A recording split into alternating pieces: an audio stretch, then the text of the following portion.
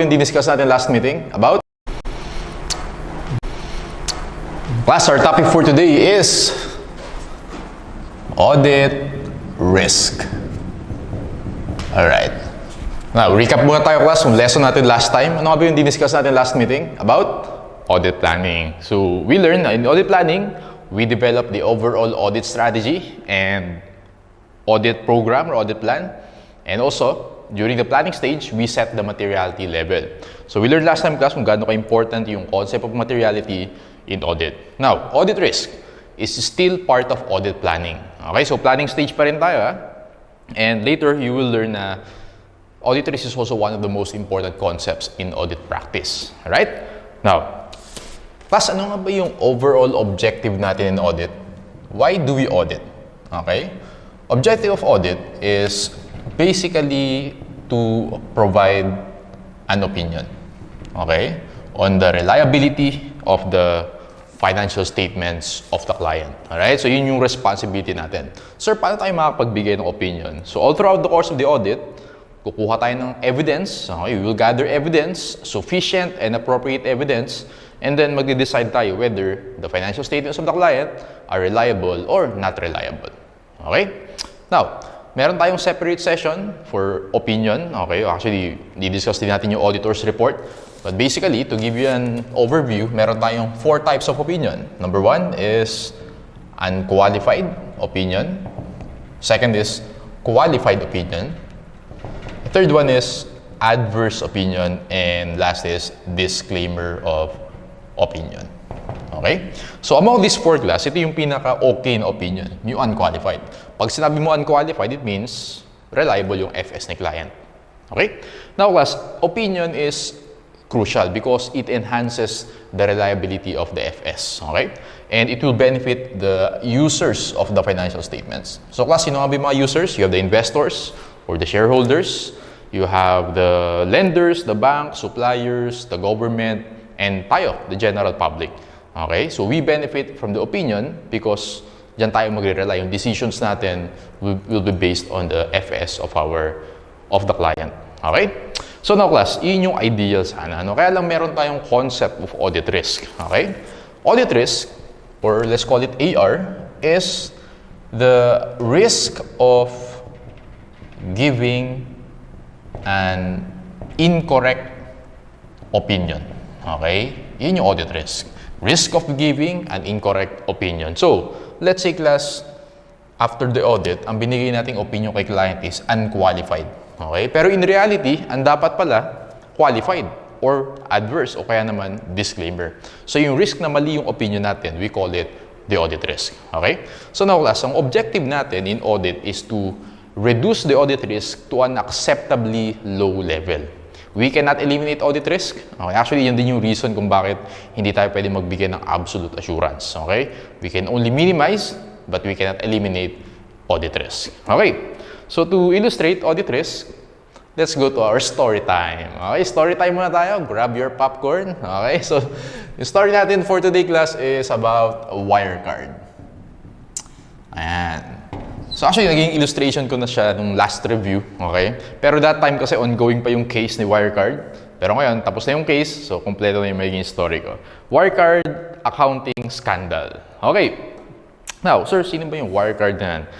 Wirecard class is a fintech company. No? It's based in Germany, okay? And actually, yung business niya is basically nag-o-offer siya ng mga financial services, no? Online payments, mga credit card payments, and so on and so forth. Actually, class, malaki si Wirecard. No?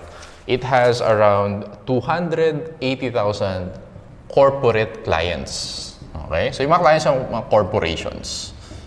Okay, and in 2018, naging aggressive si Wirecard. No? So, nag-expand siya internationally. Marami siyang in-acquire na companies.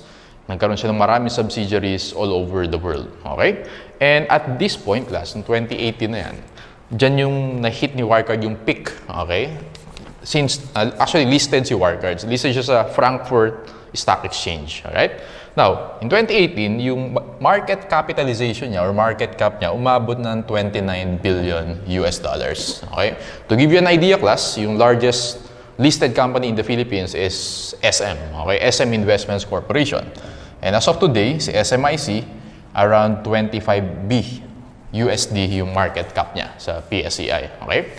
So, we can say na si Wirecard, mas malaki siya than SM, alright? So, yun yung 2018. Now, in 2019, lagyan natin ang timeline, nagkaroon ng whistleblower. Okay? One of its key employees inexposed yung unethical practices of Wirecard. Alright? So now class, ito yung some of the issues na nakita. Alright? Number one is inflated earnings. So may mga corporate contracts si Wirecard. Siyempre, mga corporations yung mga clients niya. Now, yung sa contracts na yan, for example, okay, yung contract natin is for the next 3 years. So, siyempre, alam natin yung accounting. Pag 3 years na yun, i-allocate mo over 3 years, di ba, yung revenues. No? As you earn, dun mo i-record. So, ang ginagawa ni Wirecard, outright, nire-recognize niya yung revenue this year. Okay, para ma-inflate yung revenues. Okay, so, hindi pwede in accounting yun. So, yun yung isang reason. So, yung inflated earnings. Isa pa, class, ang tawag, actually may term dito, ang tawag is round tripping. Okay, yung round tripping, nangyayari siya kapag maraming subsidiaries. Kasi class, alam natin in accounting, in AFARS, i-discuss natin yan. Kapag may mga subsidiaries ka, yung mga transactions niyan, kailangan i-eliminate mo. Tama? Para before ka mag-create ng consolidated FS. So, ang ginawa ni Wirecard sa mga subsidiaries, parang pinaikot yung cash. Okay? Nag-transfer of cash, transfer of assets, in-inflate nila yung assets, basically. So, na-overstate yung assets. So, hindi nila in-eliminate sa Conso FS. Parang gano'n. Okay? Pero ito yung pinakamalaking issue dito, class. Kaya talagang lumaki yung scandal na yan. It's because of the 2 billion cash na basically non-existent pala. Non-existent. So, sa balance sheet ni Wirecard, meron nakalagay doon $2 billion na cash. Okay? Pero hindi pala totoo yun. Fictitious pala yun. Okay? Non-existent. Now, Ernst & Young was the auditor of Wirecard. Okay? So, in-audit na Ernst & Young si Wirecard for more than 10 years na. Alright? So, class, matutunan natin next time sa Code of Ethics, pag matagal mo na kasi naging client, meron tayong tinatawag na familiarity threat. Okay? Siyempre, tagal na. More than 10 years, laging si Wirecard yung client mo. Medyo yung professional skepticism, nababawasan na. Masyado ka nagiging close kay client, no? Familiar ka na masyado. Siguro yung pag-perform mo ng procedures, hindi na rin ganun ka, independence, baka naapektuhan na rin. So, yun yung mga kailangan, well, isa sa mga concerns yan kapag yung client mo matagal na sa'yo. Alright? So, anong nangyari dito, class? Apparently, from 2016 to 2018, okay, si Ernst & Young, hindi siya humingi ng bank statement. Okay, kasi ang nangyari ganito eh. Yung 2 billion na yan, sabi ni Wirecard, nasa Singapore. Okay, ang pangalan ng bank actually is OCBC Bank. Singapore OCBC Bank. Ngayon, ang ginagawa ni Ernst & Young, instead na humingi ng bank statement dun sa bangko sa Singapore, 3 years, okay, 2016 to 2018. Ang ginawa ni EY, humingi siya ng screenshots from Wirecard. Doon siya nag-rely sa screenshots, imagine. So, siyempre, na-explain ko sa inyo last time class, di ba, sa audit program, per line item yan, tama, sa FS. For example, cash, ito yung mga procedures natin, blah, blah, blah. Plus, yung cash, yun yung pinakaunang item sa balance sheet. Yan yung una mong i-audit. And ang pinaka-important na gawin mo dyan is bank recon. Tama? So, yun yung, well, ginawa yung bank recon pero hindi humingi ng bank statements. So, basically, si EY, nag-rely siya sa screenshots na fabricated pala. Okay? Siyempre, daling gawin nun eh. Daling i-photoshop nun or whatever. So, yun yung isa sa mga concerns mo kapag yung client mo sobrang tagal mo nang hinahandle. Alright? So, kaya heavily scrutinized si EY kasi very first item cash. Ang una mong gagawin dyan is bank recon. Doon pa nag-fail si Ernst & Young. Alright? Now, and then, anong nangyari dyan, class? So, si EY, nung 2019, EY did not sign off. Okay? So, ano ibig sabihin ng hindi nag-sign off? Ibig sabihin, class, yung partner in charge kay Wirecard, hindi niya pinirmahan yung auditor's report. Nalaman na nila ni EY na fictitious pala yung 2 billion na yan. US dollars to ha, $2 billion. Okay? And then, well, inadmit ni Wirecard na hindi talaga totoo yung 2 billion na yan. So, nangyari class, ito yung aftermath niya. No? So, ito yung mga nangyari. Actually, maraming effect yan. Papakita ko sa inyo kung ano yung effect nito. So, yung aftermath,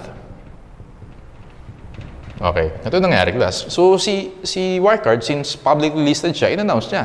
Oh, hindi talaga, parang in-admit niya na hindi talaga totoo yung $2 billion na yan. So, upon admission na yung class, yung share price ni Wirecard bumaba ng 72%.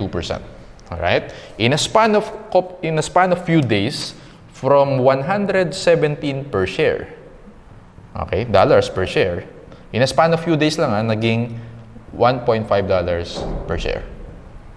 Okay? And in fact, in 2020, nag-declare ng bankruptcy si Wirecard. Okay? Nag-declare siya ng bankruptcy. So, alam natin, pag bankrupt na, well, i-liquidate mo na yung corporation. Tama? So, from this class, makikita mo pa lang na yung ginawa ni EY from 2016 to 2018, kung na-discover na niya agad na fictitious yung cash, dapat hindi siya nagbigay ng unqualified opinion kasi unqualified binigay niya dyan. Di ba? Sabi ko, pag unqualified, sinasabi ni EY na reliable yung FS. Kung dito pa lang nalaman na niya na non-existent yung cash, dapat hindi unqualified binigay niya. Ano tawag natin doon? We call it audit risk. Audit risk is the risk of giving an incorrect opinion. In our illustration, ang binigay ni EY, unqualified, dapat hindi. Actually, dapat adverse opinion yan. Okay? Kasi 2 billion is sobrang material amount yan. Ano pa nangyari? So, bukod sa nag-suffer dito yung investors, alright, nag-suffer din yung mga creditors. Actually, nung niliquidate na si Wirecard, merong outstanding debts na 4 billion. Okay? Sa mga creditors. Obviously, yung mga creditors na yan, hindi mo na ma-recover ng buo yung $4 billion na yan. Okay? Ano pa nangyari? Yung mga employees, I think thousands of employees na lay off because of bankruptcy. Okay? And actually, class, going back dun sa investors, so yun yung mga users, diba? So meron tayong investors, creditors, employees, yun yung mga nag-suffer because of audit risk. Got it? Now, balik tayo dito sa investors. One of the investors, okay, largest investors of Wirecard is SoftBank. I don't know if familiar kayo kay SoftBank, but basically, this is a conglomerate, okay, in Japan, based in Japan. And to give you an idea, class, so si SoftBank, nag-invest siya ng $1 billion kay Wirecard. Actually, nag-invest siya, I believe, 2018 yata, 2019, okay? So, fairly recent lang before yung bankruptcy ni Wirecard. So, si SoftBank, class, to give you an idea, meron siyang market cap. So, listed company siya in Japan. Yung market cap niya is 120 billion. Okay? Ganun siya kalaking company. Okay? So, again, si SM, 25B, di ba? So, imagine class, si SoftBank, times 5 siya kay SM. Ganun siya kalaking company in Japan. In fact, it's the 36th largest company in the world. In the world, ganun siya kalaki. Now, si SoftBank, actually, currently, sinusu niya si EY. Okay? Kasi sabi ni SoftBank, kung hindi unqualified opinion yung binigay nyo, hindi man ako mag-i-invest dyan kay Wirecard. Got it? O, yun. Yun yung nangyari dito. So, kaya kasi yan, ongoing pa rin yan. No? Sinusu ni SoftBank si Wirecard. Alright. So, ito pa yung mga iba class na nangyari. Okay. So, yung CEO ni Wirecard, ang pangalang class is si Marcus Brown. Okay. Nung in-announce na, in-admit na hindi talaga totoo yung 2 billion, nag-resign. Pero inaresto siya. I believe nakakulong yata si Marcus Brown. Alright, yung COO, ito yung masaya dito. Si COO, ang pangalan is John Marsalek. Okay? Ganito yung sabi nila. Okay? Ganito sabi nila. Yung dalawa na yan, CEO and COO. Yung 2 billion na yan, actually, dineposit namin yan somewhere. Hulaan nyo kung saan dineposit. In the Philippines. Okay? So actually, sabi nila, dineposit namin yan sa Philippines. Kaya tatawa ko kasi binabasa ko istorya. Ba't may Pilipinas dito? O, bida rin tayo dyan. Okay? Sabi nila, yung 2 billion na yan, actually, dineposit namin yan sa BPI at BDO. Okay? BPI at BDO. So ngayong class, ganito nangyari dyan. So nalaman ng Philippines, ng BSP, ng Bangko Sentral ng Pilipinas. Ngayon, nag-conduct ng investigation. Talaga bang yung 2 billion na yan? Dineposit ba talaga kay BDO and BPI yan? Plus, ito yung nangyari dyan. Ha? Ngayon, nag-conduct na investigation yung dalawang bangko na yan. Kasi ang laking amount niya, di ba? 2 billion USD, so times 50, 100 billion pesos yun. So, ang nangyari dyan, nag-conduct sila ng investigation. Apparently, yung manager, isa sa managers ni BPI, okay, gumawa siya, finalsify niya yung isang document. Okay? Actually, yung document na yun is a deposit certificate. Okay? Telling na nag-deposit talaga sa BPI si Wirecard, okay, ng ganitong amount. Okay? And nakalagay doon, okay, we are acknowledging na si Wirecard is one of our clients. Okay? Pero apparently, yung bank certificate na yung class, fabricated pala. So yung manager na yun, finorge niya yung signature, okay, ng mga superiors niya. And then basically fake yung bank certificate. Ganun din nangyari sa kay BDO. Alright? So essentially ganun nangyari. So finire yung mga officers na yun, yung mga managers ng BDO and BPI because of that. So kumbaga parang may collusion na nangyari, no? Pero eventually si BSP na prove naman na yung 2 billion USD hindi talaga pumasok sa Philippines yan. Yung tatawa lang kasi na-involve pati yung Pilipinas dito. Okay, so going back, yung CEO nag-resign and then na-aresto. Yung COO naman, si John Marsalek, nagtago siya, naging fugitive siya. Actually, currently, is sa list of Europe's most wanted fugitives. Ako, nandun siya. Ito pa yung twist dito. So si John Marsalek, it's either nagtatago siya sa Europe or sa Philippines. Bakit sa Philippines, sir? Kasi yung wife ni John Marsalek is a Filipina. Okay? So, may news na pumunta daw ng Makati, ganyan-ganyan, nagtago, blah, blah, blah, pumunta ng Europe. So, hindi na alam kung nasaan. So, basically, today, yan, nagtatago si John Marsalek. So, as you notice, class, ang gusto ko lang makita nyo na lesson dito sa story natin is yung sobrang crucial ng audit risk na yan, okay? Kasi siguro kayo, students no, or as recent graduates, hindi nyo pa nakikita yung degree of responsibility of the auditors, okay? Kaya sinabi ko dito, yung opinion na yan, sobrang important yan sa mga users. So imagine class, isang maling opinion pa lang, 2016 to 2018, ang daming naapektuhan. Yung investors, so imagine from $117 naging 1.5 siya. So sobrang laki ng dinicrease niya, right? Ito yung first day, pero eventually naging ganito siya. And then, yung creditors, yung mga customers, syempre affected din yung customers ni Wirecard, ang dami niya, no? 280,000, yung employees, and so on and so forth. So ganung kalaki yung responsibility of the auditor. So now, in audit, ang gusto natin is to reduce the audit risk. Siyempre, ayaw natin mangyari yan. We cannot eliminate audit risk, but we can reduce audit risk. Got it? Ayan, yung story natin about Wirecard. Okay, I think nasabi ko na lahat ng details ng story na yan. And, okay, let's continue the lesson. Now, sir, paano natin ma-decrease yung audit risk na yan? Through proper planning. Sabi ko sa inyo yung audit risk, di ba? Under planning stage pa rin yan. And through the use of what we call audit risk formula. Audit risk formula is basically audit risk is equal to inherent risk times control risk times detection risk. Ayan. Gamit na gamit in practice yan. Okay? Sige, isa-isahin natin. Sabi diyang class, yung audit risk daw may tatlong components. May tatlong risk components yan. Inherent risk, control risk, and detection risk. Isa-isahin natin para malinaw. Audit risk, alam na natin yung definition yan. Risk of giving an incorrect opinion. Gusto nating ma-minimize yan. Alright? So, lahi ko dito. Risk of giving an incorrect opinion. Okay. So, class, pag sinabi mo naman na inherent risk, ito yung definition yan. Susceptibility of account balances. Ayan.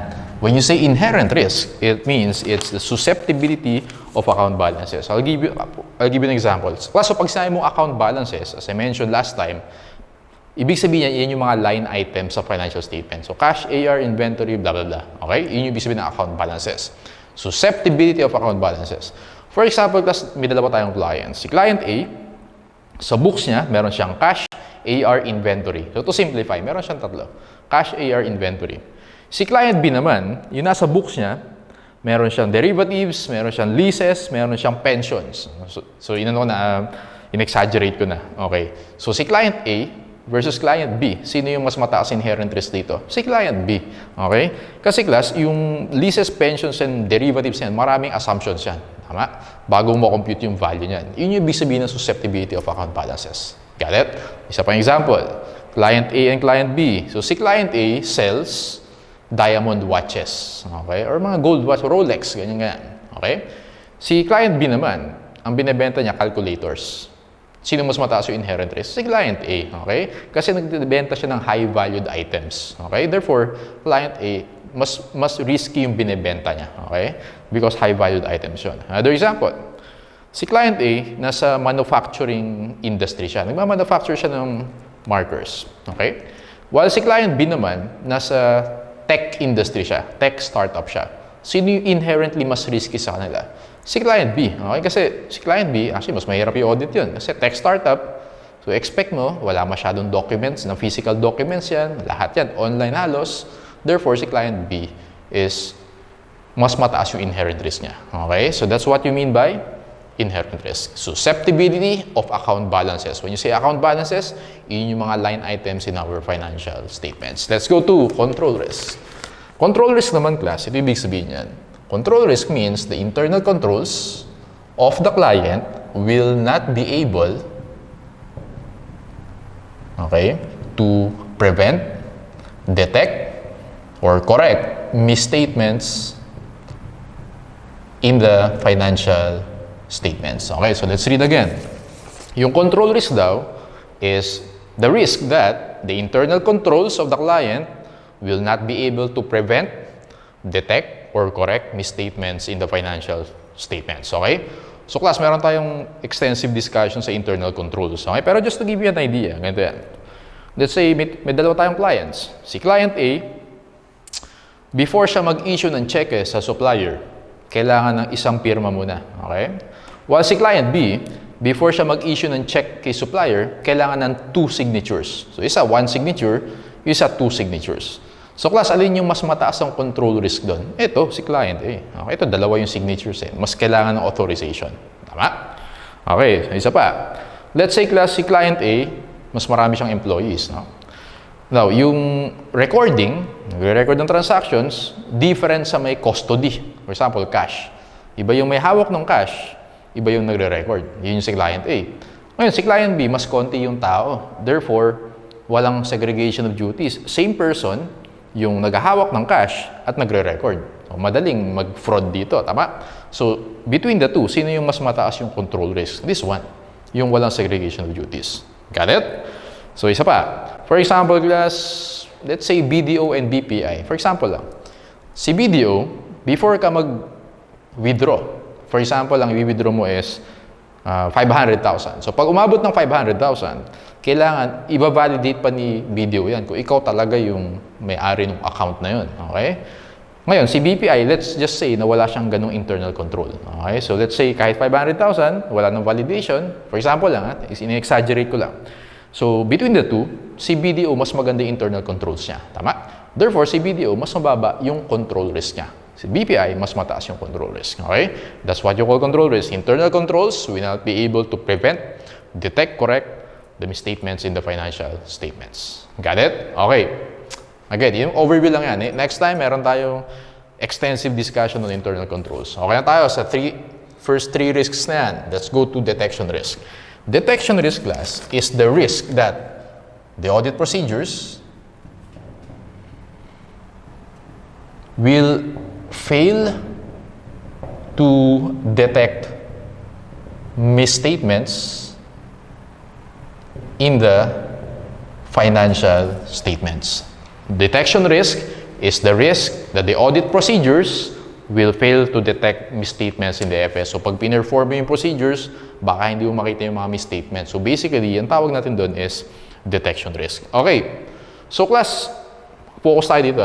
Okay. Focus tayo sa tatlo na. Alin dito yung pwede mo i-control? Okay. Controlled by the auditor. Pwede mo ba makontrol yung inherent risk? Answer is hindi. Bakit, class? Kasi yung inherent risk na yan, nasa side ni client yan. Wala tayong control dyan. Class, yung control risk, makokontrol mo ba yan as auditor? Hindi rin. Kasi internal controls ni client yan eh. Sa side ni client yan. Class, how about yung detection risk? Pwede bang makontrol yan ni auditor? Yes. Diyan lang may control si auditor sa detection risk. Alright? Therefore, class, yung level niyan, ang tawag dyan, class, no? Ang tawag dyan, since hindi mo makakontrol si inherent and control risk, ang tawag dyan, class, is assess level. Ina-assess lang natin. Gets ba? So, ina-assess lang natin yung inherent risk and control risk. Assess level, and then you have acceptable level. Actually, meron din tayong level for audit risk. Ang tawag natin dito is desired level. So later, babalikan natin yan. So again, audit risk, desired level, inherent risk, and control risk, assessed level, while detection risk is acceptable level. So class, gusto kong maintindihan nyo to kung bakit siya assessed level. Kasi sa client side yan, wala tayong control dyan, ina-assess lang natin. Got it? Okay, now, yung assessed level class, okay, o, tingnan natin kung saan stage natin ginagawa yan. Okay, yung stage na yung class, ginagawa natin to, yung assessment of inherent risk during the planning stage. Okay? While yung sa control risk naman class, ina-assess natin yan during understanding and testing of internal controls. So, yun yata yung topic natin. No? And then yung detection risk naman, ina-apply natin siya during substantive testing. Got it? Okay. So, planning, internal controls, and substantive testing. Now, class, yung inherent risk and control risk na yan, kino-combine yan. Okay? For example, sige, mataas yung inherent risk. Actually, it's a percentage. No? Let's say 60%, 70%. Ang tawag natin dyan, class, yung combined inherent and control risk, may term na ginagamit dyan. It's the risk of material misstatements. Risk of material misstatements. So, write this down. Madalas mo may encounter yan, risk of material misstatements or RMM. Okay? Pag nabasa mo yan, risk of material misstatements, ibig sabihin na nun, class, yun yung combined inherent risk and control risk. Got it? Okay. Now, i-apply na natin yung audit risk formula. Okay? So, first step natin dyan, class, is to set the desired level of audit risk. Ito yung step 1 natin. Step 1, set the desired level of audit risk. Okay? Again, desired, set the desired level of audit risk. So, class, meron ba kayong subject na statistics during college? Naalala niyo ba yan? Meron tayo dong concept na sa statistics yung confidence level. Naalala niyo yung 1%, 5%, and 10%. Naalala niyo yan? Okay, so yung 1 minus confidence level, yun yung audit risk. Okay, in practice, yung audit risk na yan can be 1%, 5%, and 10%. Siyempre, para gusto mong maging safe yung audit mo, ano gusto mong piliin dito? Yung lower or higher? Siyempre, gusto mo lower. Pinaka-safe dito is 1%. Okay? Gusto mo, for example, may 1% chance lang na magkamali ka ng opinion. Parang ganun. Okay? Yun muna, class. I-set muna natin kung ano yung desired level of audit risk. Step number 2, okay, is to assess, okay, assess inherent risk and control risk. And we call this the risk of material misstatement. Okay? So, 3 steps na to. Step 1, set the desired level of audit risk. Okay? Usually, class, ano yan? It's either 1% or 5% in practice. Okay? Yan yung ginagamit. Step number 2, assess natin yung inherent risk and control risk. Assess lang, again, because wala tayong control dyan. Step number 3, we can now set the acceptable level of detection risk. Okay. So, class, ito yung pinaka-important step 3. So, listen very carefully. Okay? Magagamit mo to all throughout. Sige. Now, ito yung step 3, ha? Lagyan natin ng asterisk. Step 3. Ganito yung kasi, class, no? Dalawa yung scenarios natin. Okay? Yung risk of material misstatement natin, or basically, ito yung inherent risk times control risk, can be either scenario number 1, it can be high, okay? And scenario number 2, it can be low. Okay, dalawa lang yan. So, yung inherent risk and control risk, pwedeng yung combined level, can be high or low.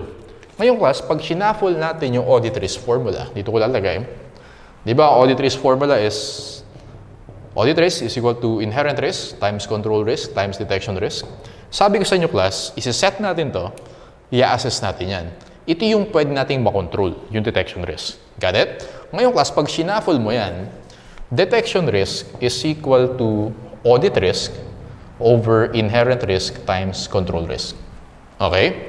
So, ibig sabihin, class, yung detection risk natin, ayun, alala nyo pa yung formula nyo sa math or sa science, kapag ganyan, yung relationship, Okay? Detection risk is inversely related to inherent risk and control risk. And we know, yung inherent risk and control risk, yung term natin dyan is the risk of material misstatement. It means, detection risk has an inverse relationship with the risk of material misstatement.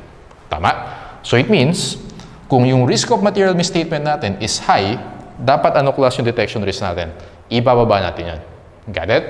Okay, ibababa mo dapat yung detection risk. Okay? If mababa naman yung risk of material misstatement, itataas natin yung detection risk. Okay. Ito, listen very carefully. Very important. Marami na dito. Class, pag sinabi mo mababa yung acceptable level of detection risk, listen very carefully, ha? Pag sabi mong low level or low detection risk, ibig sabihin nun, low acceptable level of detection risk. So it means, we're not willing to accept too much risk. Okay? So, ibig sabihin, class, magiging conservative yung audit natin dito. Okay? Sir, bakit mo pa hina-highlight yan? Kasi, class, iba yung implication ng assess and acceptable. Pag sinabi mong mataas yung control risk mo, mataas yung assess level of control risk, ibig sabihin, hindi okay yung internal controls of the client. Risky yung audit natin. Tama? Pero on the other hand, pag sinabi mong mataas yung acceptable level of detection risk, ibig sabihin, mataas yung level ng risk na gusto na willing tayo i-accept. Gets ba yan? So, iba yung implication ng dalawa. Ngayon, pag sabi mong mababa yung detection risk or low acceptable level of detection risk, mababa yung risk na willing tayo i-take. Therefore, gusto natin maging conservative yung audit natin. Alright? Pag naman mataas yung detection risk naman, class, is the other way around. Pwede naman tayo maging less conservative sa audit natin. Okay? Ayan.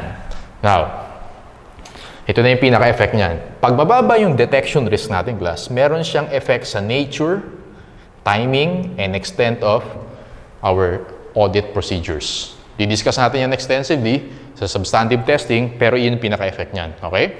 After natin i-assess, malalaman natin kung low or high yung detection risk because meron siyang effect sa nature, timing, and extent of audit procedures. So, nalagyan natin dito, nature, timing, and extent. Kapag mababa yung detection risk mo, okay, yung nature of your audit procedure should be more effective.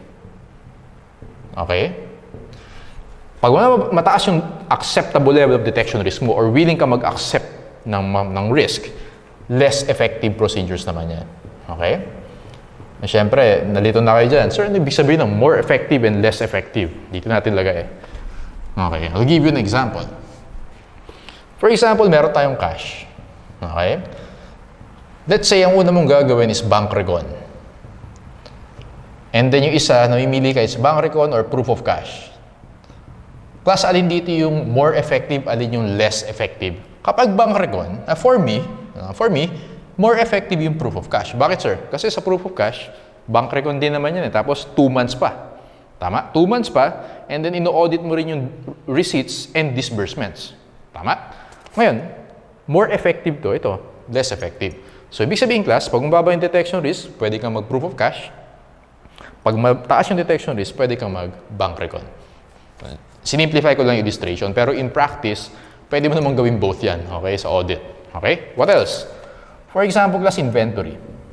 Okay? Yung isa na procedure, cut-off procedure. Yung isa naman, inventory count. Okay? Inventory count. Yung cut-off procedure, yan yung, okay, shinip ng December 30, na-receive ng January 2, FOB shipping point, FOB destination. Alamin natin kung tayo yung owner or hindi. Yun yung cut-off procedure. Yung inventory count naman, literally, you observe mo yung pagbibilang ng inventory. Alin dito, class, yung more effective? Inventory count. Because sa inventory count, physically, nakikita mo talaga yung inventory. Tama? Meron kang first-hand experience dun sa actual inventory. So, yun yung more effective, yun yung less effective. Again, simplify ko lang because in practice, pwede mo naman gawin both yan. Okay? Sa isang engagement. Okay, next. Doon naman tayo sa timing. Pag mababa yung detection risk, yung timing mo, class, year-end yan. Okay? Gawin mo sa year-end, December 31. Okay?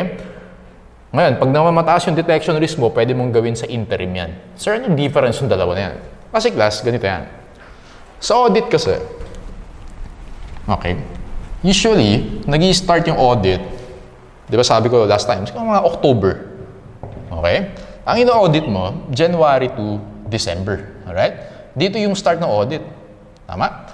Now, it means class, yung figures pa lang na meron ka, yung FS pa lang na meron ka, ito pa lang. Ang tawag natin doon, interim. Kasi pag interim, basta less than 1 year, interim yung tawag mo doon. Tama? So, merong months pa na wala ka pang amounts. Ito. Okay? Ngayong class, kapag mababa yung detection risk mo, it means gusto mo maging conservative sa audit, hindi ka willing mag-accept masyado ng risk. Hintayin mo mag-year end. Okay?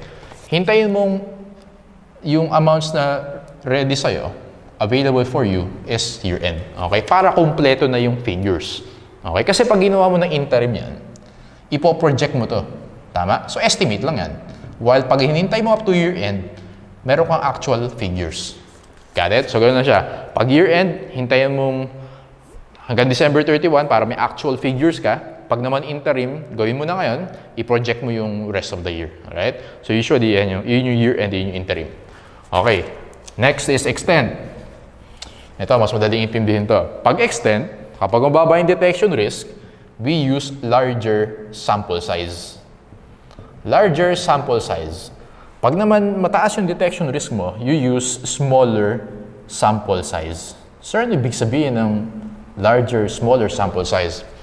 So class, di ba naalala nyo sa materiality na discussion natin? Hindi lahat ng transactions tinetest natin.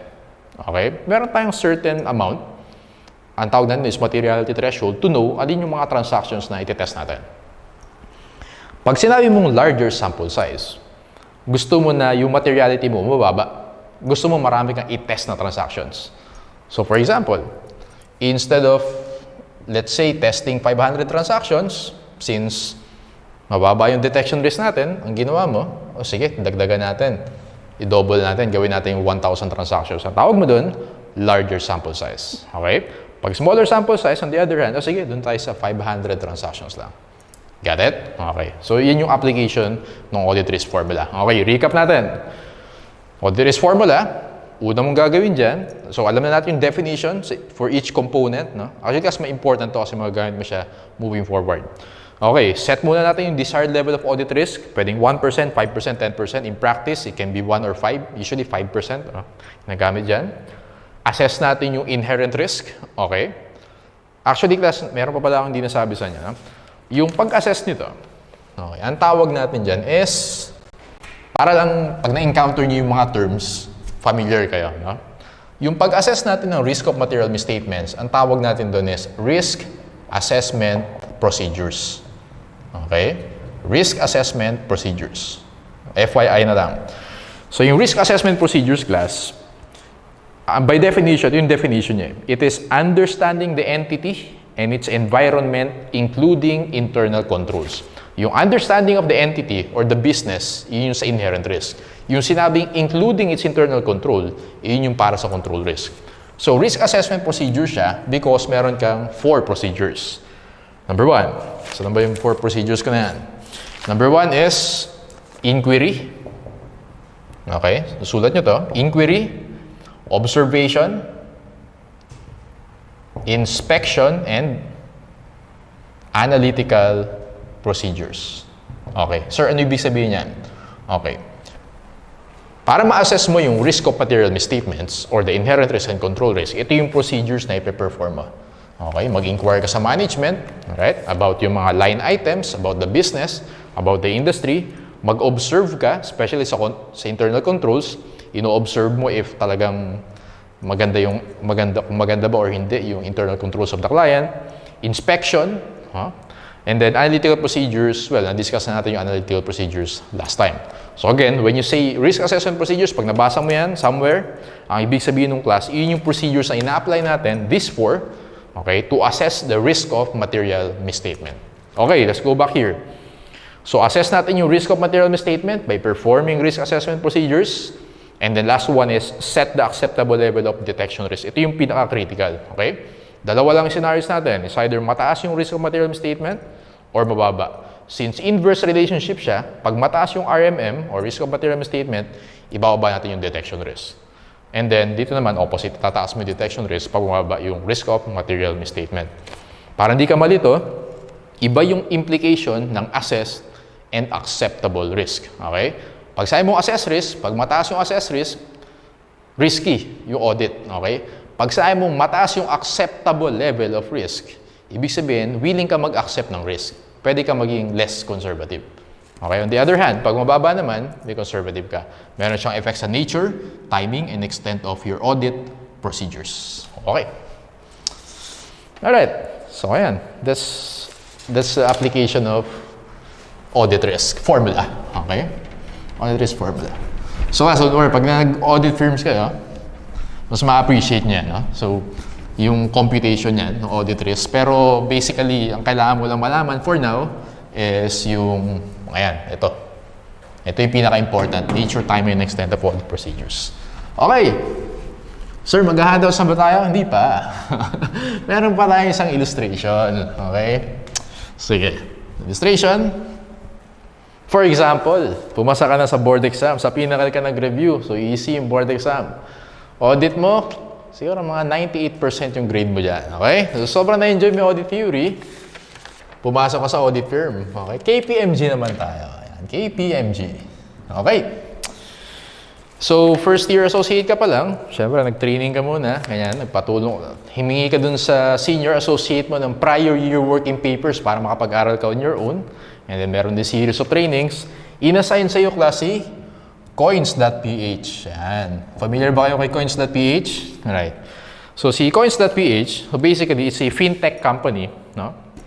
Actually, isa sa mga earliest companies sa Philippines na nag-start gumamit ng blockchain technology. Okay?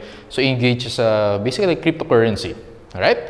So, si coins.ph, so lagyan natin dito yung mga natutunan mo about coins.ph before ka mag-start ng audit. Okay? So, fintech company siya. Alright? So, gumagamit siya ng blockchain technology. And then, yung services niya, okay, meron siyang remittances. Alright? Meron siyang bills payment. Bayad ka ng Meralco bill or PLDT, so on. Meron siyang mga fund transfer. Okay? Fund transfer. What else? Meron din siya mag-load ka sa cellphone mo. Ayan. And marami pa. Mga digital currency transactions. Okay. So now class, dumaan ka sa audit stages. So, preliminary engagement activities. So, hindi ka pa involved dyan. So, senior manager and partner. Okay. So, ano ginagawa natin class sa preliminary engagement activities? So, client relationship, no? Acceptance or continuous of client relationship. Ano pa? Yung ethical requirements, including independence. What else? How about yung engagement letter? Naalala niyo yan? During preliminary engagement activities yun. Sa planning, overall audit strategy, audit plan, setting of materiality. So, wala ka pang role dyan as first year's junior associate. Okay? So, dito tayo. So, ang ginagawa natin class, so, yung understanding the industry, okay? Understanding the client. Actually, yun din yung tawag mo doon, risk assessment procedures. Okay? So, ina-understand natin yung business si client. Okay? Inalam natin kung sino yung management of coins.ph, kung sino yung board of directors, and so on and so forth. Sino yung mga kalaban niya, competitors niya in the Philippines. Okay? So now, nakapag-set na tayo ng materiality, in-apply na natin yung audit risk formula na yan. Okay? Now, audit risk is equal to inherent risk times control risk times detection risk. So let's say class, so nag-step by step tayo. Okay? Set the desired level of audit risk. So let's say mga 10% gusto natin. We're willing to accept 10% audit risk. Okay? Now, in-assess natin yung inherent risk. So, sir, paano mo in-assess yan? Well, chinek mo yung FS muna ni client. No? So, nakita mo dun, si coins.ph, well, technology company siya. Nung tinignan mo yung balance sheet niya, nakita mo meron siyang cash. Okay? Tapos, puro intangible assets. Meron siyang patent, meron siyang franchise, meron siyang goodwill, meron siyang research and development. Naalala niyo yung R&D sa IAS 38 sa intangible assets. Diba? Medyo strict yung requirements dun eh, kung kailan mo pwede i-capitalized or kung kailan siya expense. Naalala niyo yan? Ayun. So, and then yung mga software din, si coins.ph. Medyo kakaiba yung balance sheet niya compared sa traditional business. Kasi nga, fintech yan, mga online business yan. So, karamihan, mga financial assets and mga intangible assets. O sabihin natin, inherent risk ni coins.ph or the susceptibility of account balances, no? High, right? So high yan. Actually, kina-quantify yan. No? So sabihin natin mataas. Let's say 60%. Lagyan lang tayo ng mga numbers yan. High, 60%. Okay, so chinek naman natin yung internal controls of the client of coins.ph. So in-apply natin yung procedures natin. In-observe natin. Aba, si coins.ph, since fintech siya, konti lang yung employees. So yung wala masyadong segregation of duties. Alright? Chinek din natin class. Aba, wala ring audit committee si coins.ph. What else? Wala rin siyang internal audit. Oh, medyo risky yung internal controls nito. So sinabi natin na, okay, control risk of coins.ph is high. So just para na magkaroon tayo ng amount, lagyan natin ng 60% yan. Alright? So times detection risk.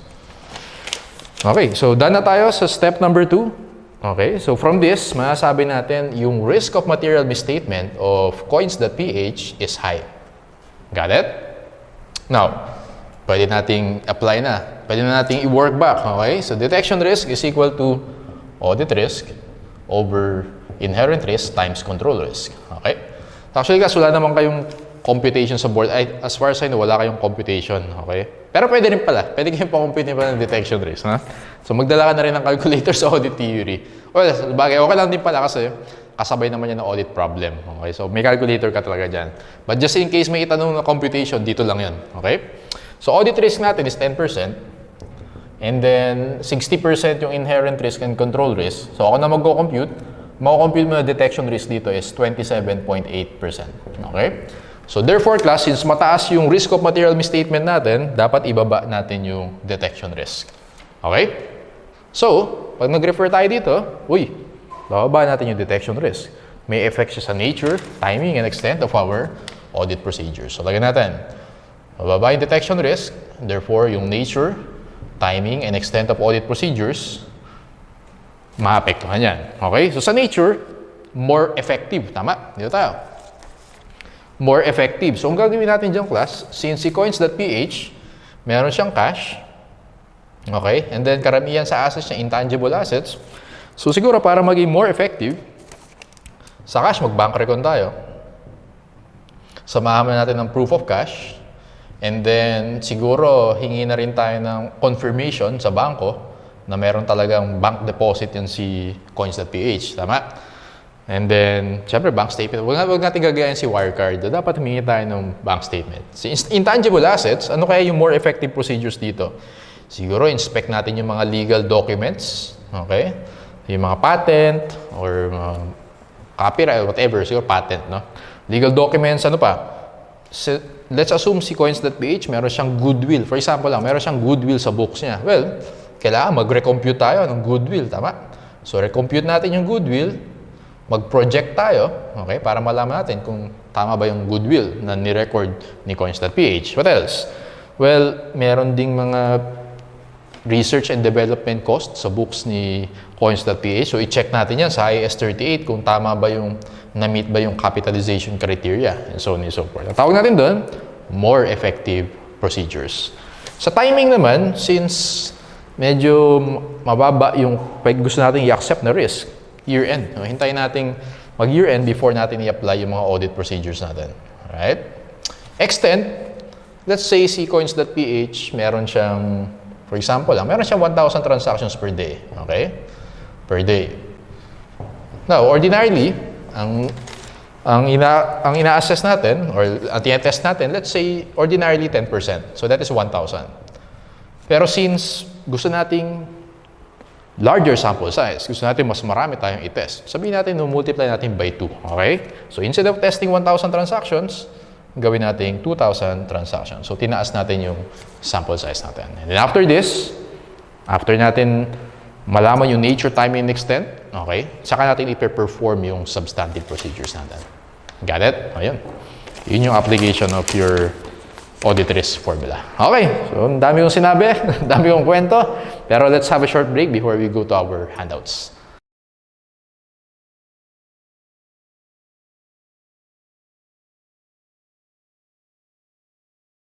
Before I get started, I would first like to give a heavy thank you to Emilia Perez and everybody involved in making that film. If it wasn't for them, my channel wouldn't see such an explosive amount of growth in the last few weeks. And I've only put out 2 videos on the topic. 1, a full review, and 2, how disappointed I am that it's up for any nominations at the Academy Awards at all, let alone won a few already at other outlets. Since the best way to grow on YouTube is to take a concept that works and drive it into the ground, here I am with a third Emilia Perez video. This time a top 10 of sorts with no real particular order in mind, but people love a good top 10. So without further poo-poo, I give you the top 10 reasons why Emilia Perez is a total pile of ass. Let's begin.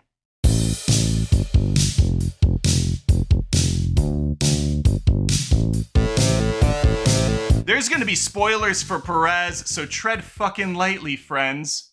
And also make sure to subscribe to this channel if you haven't. I post movie reviews, rants, live streams weekly here, and it seems like now we have to have an Emilia Perez video every so often to keep the lights on. Really, the channel should be called Adam Does Emilia Perez.